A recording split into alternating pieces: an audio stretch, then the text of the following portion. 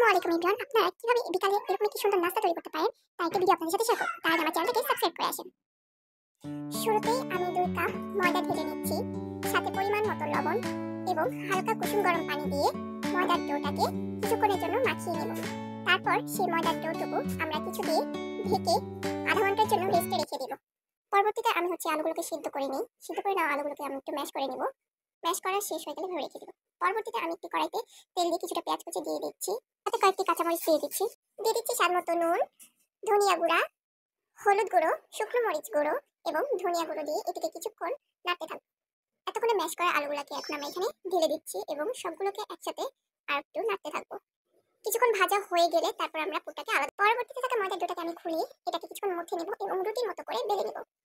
তারপর চাইলে আপনি আপনাদের মতো করে এবং আমার ভিডিও ফলো করে আপনারা এভাবে নাস্তাটি বানিয়ে নিতে পারেন। তারপর বিভিন্ন শেপগুলোর ভিতরে আমি পুরগুলো ভরে এক একটি ডিজাইন দিয়ে নাস্তা তৈরি করে নেব। আপনারা চাইলে বিভিন্ন শেপ বা বিভিন্ন ডিজাইন দিতে পারেন।